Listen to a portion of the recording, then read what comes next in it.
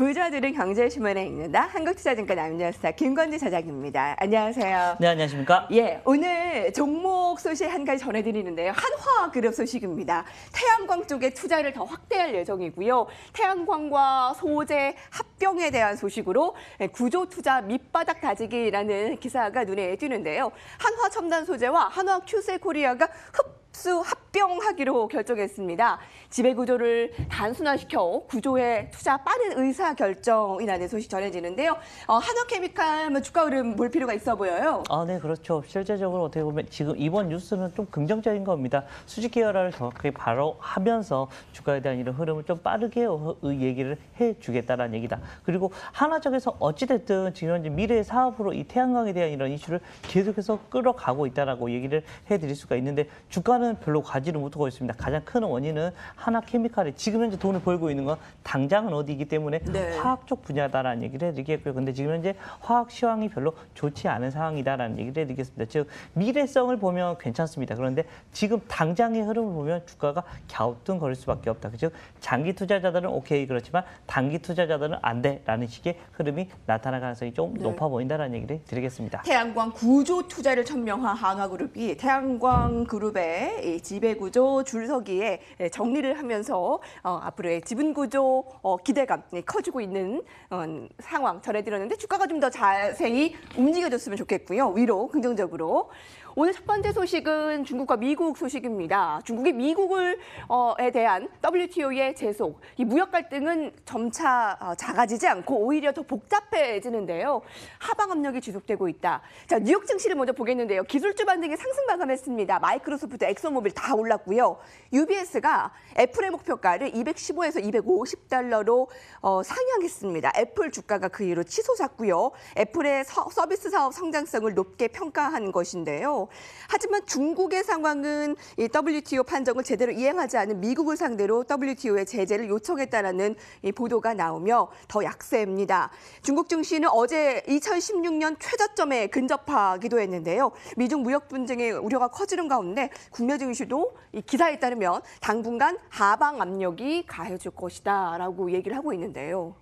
네, 그런 것 같습니다. 지금 현재 미국 쪽에서는 오늘도 어떤 얘기가 나왔었냐면 반도체가 안 돼라는 얘기였습니다. 실제 어떻게 됐습니까? 마이크론이 주가가 장중에는 어떻게 4%가 넘게 빠지게 돼서 물론 마감은 한 2.5% 정도로 마감이 됐긴 했지만 실제적으로 별로 좋지 않은 흐름 그렇지만 주가가 올라간 거는 뭐였냐면 바로 팡 주식들이 다시 한번 움직였습니다. 그리고 가장 큰 원인은 바로 이 애플에 대한 이런 이슈들이 상당히 긍정적으로 나왔었다라는 거. 그러면 너 우리나라는 어떻게 된 거냐라고 하면 지금 현재 해외 시장이 계속해서 조금 불안하다라는 얘기를 해드릴 수밖에 없다라는 얘기를 해드립니다. 이렇게 되면 계속해서 여러분들은 개별 종목으로만 좀 열심히 관심을 가지셔야 됩니다. 실제로 오늘 같은 경우도 어떻게 보면 컨텐츠 관련된 주식들이 상당히 긍정적인 흐름이 나오고 있는 것처럼 어떻게 보면 개별적 이슈만 어떻게 보면 주가가 흐름이 계속해서 흘러가고 있다는 거.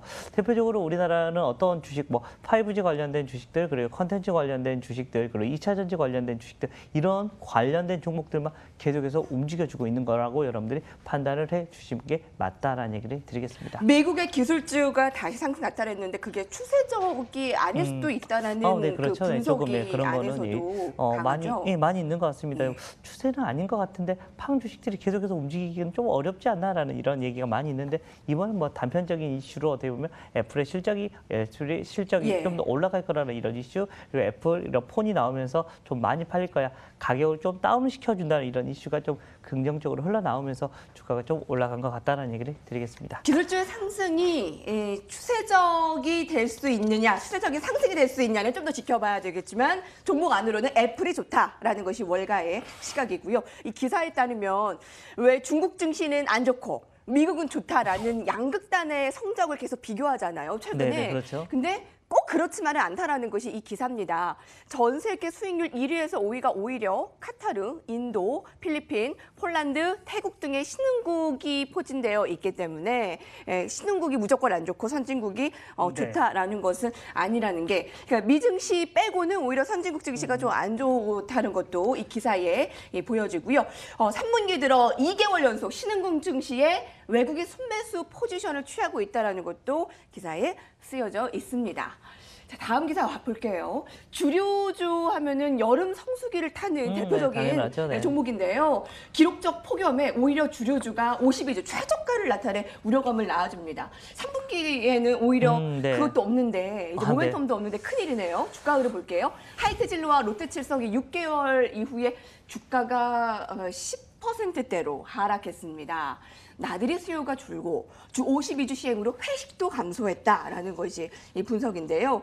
올 7월에서 8월 성수기 맥주 매출은 전년 동기 대비 7.1% 줄었습니다. 한 해 장사를 망쳤다라는 것이 분석이고요.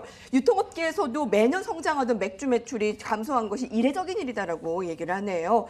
맥주 매출의 성수기 여름 시즌은 연간 전체 매출의 7-80% 수준을 차지하기 때문에 매우 중요한데요.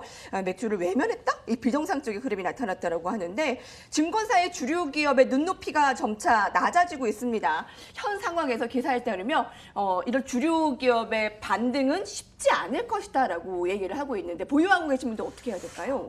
지금 보유하고 계신 분들은 지금 여기서는 추가적으로 하락할 건 거의 없을 것 같습니다. 그런데 이게 올라갈 것 같니?라고 물어보면 그것도 아닌 것 같습니다. 네. 지금 더 이상 하락을 하지 않는 이유의 가장 큰 이유는 뭐냐면 배당입니다. 배당이 지금 현재 거의 뭐 800원 정도 나오는 거에서 지금 현재 하이트진로 주가의 흐름을 보면 여기서는 거의 4.7%의 어떻게 보면 시가 배당률이 나오기 때문에 주가는 더는 안 빠질 것 같다. 그렇지만 올라가는 것도 조금 여원해 보인다라는 거 얘기를 해드리겠습니다. 실제로 주가가 뭐 올라가기 위해서는 실적이 바탕이 돼야 됩니다. 그래서 즉 아마 내년 정도 어떻게 보면 4분기 실적 발표 이후에 어떻게 보면 기대를 해보는 게 맞지 않나. 즉 3분기 실적도 그냥 쏘쏘가 될 것 같고 4분기까지도 이런 흐름은 계속해서 이어질 수밖에 없다. 즉 주가가 빠지지는 않지만 올라가지도 않으면서 시장에 좀 소외주가 계속해서 될 수밖에 없지 않나라는 얘기를 드리겠습니다. 네. 그래서 주가 흐름 정정할게요.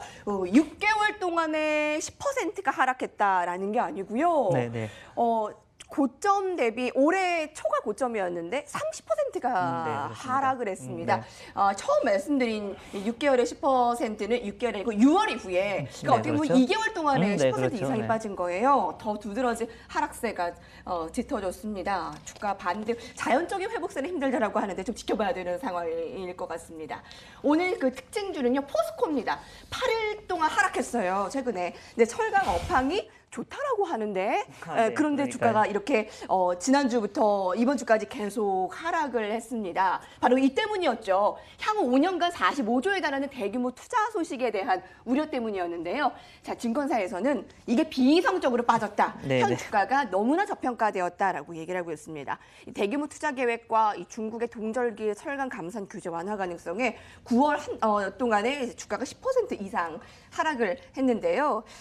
증권사에 따르면 투자 자금 45조 원 중에서 예비비가 15조 원으로 아직 확정된 것도 아니고 공급 증가 우려할 필요도 없다라고 강조를 하고 있습니다.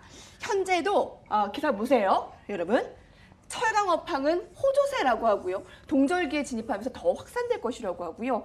양호한 업황 그리고 PBR이 0.5배 매우 저평가된 밸류에이션 강조하고 있는데 어떻게 봅니까? 저도 좀 이제 중장기 투자가들은 어떻게 보면 이제 포스코를 정말 좋아할 것 같습니다. 지금 현재 중국의 이슈들 때문에 지금 현재 포스코에 대한 이런 이슈들이 군일만의 계속해서 흔들림입니다. 나타나고 있다는 얘기를 해드리겠습니다. 오늘 상당히 좀 강하게 좀 올라와 주면 좋겠는데 좀 주가가 좀 안 좋다라는 얘기를 해드리겠고요. 정확하게 여기서 반등이 조금 더 나와줘야지 여러분들이 좀 진입을 하는 구간이다라는 거. 왜냐하면 전 저점을 어제 강하게 이탈을 해버렸기 때문에 주가가 조금 더 밀릴 수는 있다는 거. 어떤 물량들 때문에 기술적으로 무조건 매도를 해야 되는 이런 물량들이 지금 현재 소화가 되고 있는 구간이라고 생각을 하셔야 될 것 같고요. 밸류에이션 투자 어떻게 보면 가치 투자를 하시는 분들이라면 이 정도 주가는 정말 쌉니다. 어떻게 보면 PBR이 0.5배까지 네. 내려왔다는 것은 와 이건 너무 싸구나. 대박연 세일이 시작이 됐구나. 그리고 업황이 안 좋냐? 업황 좋습니다. 네. 실황시고 분명히 실적은 계속해서 긍정적으로 나오고 있고 네. 잘 나오고 있습니다. 그런데 주가 어떻게 주가는 보세요? 반대로 지금? 올라가고 있고요. 실제로 뭐 지금 정도 사놓고 기다리고 계시면 충분히 어떻게 보면 여러분들이 한박 웃음 지을 수 있는 이런 모습이 나타날 수 있지 않을까. 분명히 밸류에이션은 저평가가 맞다라는 얘기를 드리겠습니다. 29만 원대. 지금 긴 호흡으로 보면 뭐 35만 원까지 네, 충분합니다. 충분할 것 같습니다. 충분히 도달할 수 있을 것으로 예상을 하는데요. 박앤셀이라는 표현을 했어요. 여러분, PBR이 0.5배에 거기다 철강 업황은 좋다라고 하니까 그렇죠, 여러분 네. 포스코의 접하는 마음 어떻게 좀 새롭게 단장을 하셨나요? 자, 오늘 특징주까지 봤고요. 여기까지 봅니다. 부자들 경제신문의 이근다 함께했습니다.